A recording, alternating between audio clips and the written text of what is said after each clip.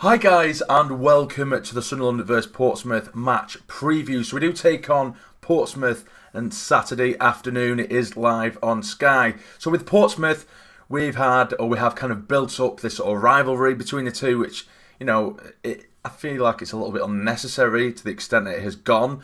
But I can also understand as to why this rivalry has been built between the two. I mean, you could probably argue that Sunderland and Portsmouth are probably two of the bigger sides in this league, with no, I don't mean to sound arrogant or anything like that, but it's probably true. Portsmouth, they're a big club. They've got a big fan base, a very passionate fan base, very similar to Sunderland. And I think that when those two sort of sets of fans meet, they clash and create this intense, exciting atmosphere when they do play each other, and it makes for really exciting games. And like I said, we did play them 5 times last season.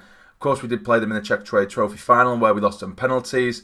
We got, I suppose, slight revenge in the playoff semi-final where we did knock them out, but we, of course, ultimately went on to the playoff final and lost it with the final kick of the game. So, who's the real winner there? Do you know what I mean? But yeah. So with Portsmouth, we know that they're a strong side. They have lost 2 of their best players over the summer.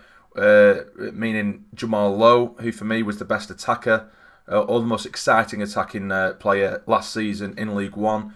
Matt Clark for me was hands down the best centre back as well. So 2, big players there to fill their boots and to replace them and to recruit well, and they have recruited well. Obviously, Marquis has come in.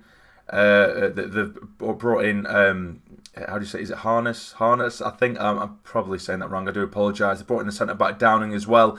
So, I have spoke with Portsmouth fans and they seem to be, pleased with their recruitment, and they have recruited well to replace these big losses, which they are big losses for them. I mean, I think the likes of Clark, almost irreplaceable, because I think he is that good. I mean, with Jamal Lowe, he was a good up-and-coming player, and I think he can get relatively similar quality maybe, or who can add the same level of displays as Jamal Lowe. But for me, Clark is a massive, massive miss for them.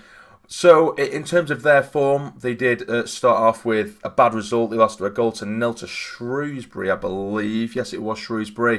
They had a man sent off as well, but in that game, to be fair, Portsmouth did everything but score. Should have probably at least got a point from that game. Then they went into the League Cup where they beat Birmingham 3-0, a really good display there. And then took on Tranmere and won 2-0 with a really convincing win. So we know what they're about. They're a solid team. I mean, for us, I suppose we can take comfort in the fact that we haven't lost, we haven't been beaten, but our displays in the league have been poor. They've been far from acceptable, as we do know, and as we discussed in previous videos. In the League Cup, of course, we did take on Accrington Stanley away from home, and the improvement in the performance was pretty massive, and that's why I'm hoping that for this game we go for it from the beginning. Start off with a 4-4-2. Whether Jack Ross will do that remains to be seen.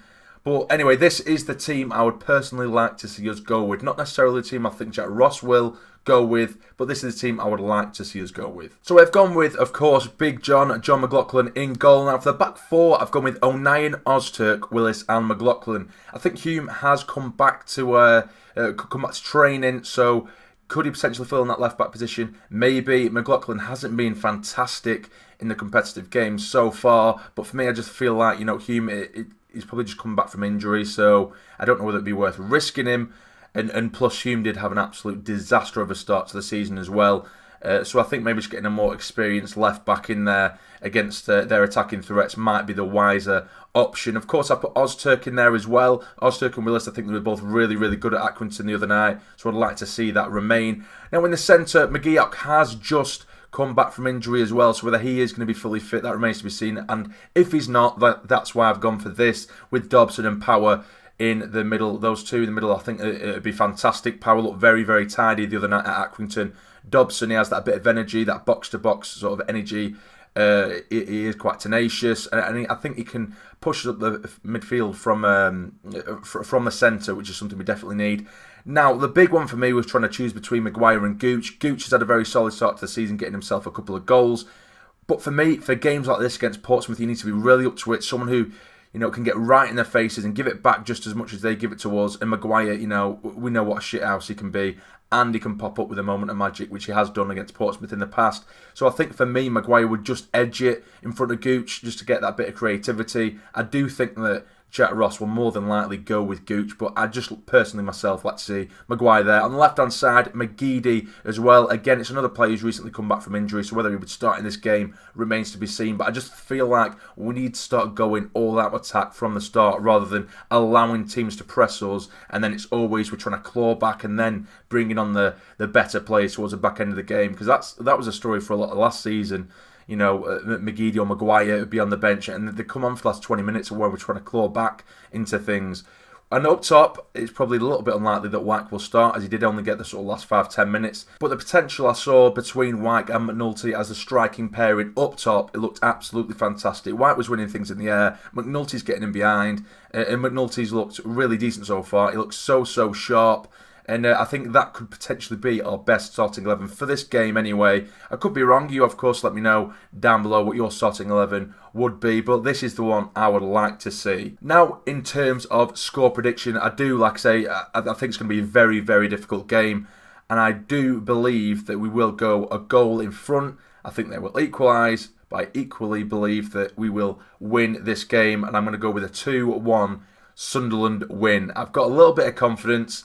Now that we did get 3 goals in comparison to the 1 we've been getting most games. We've got 3 goals through the night against Accrington. I think that's probably lifted the spirits of the lads a little bit.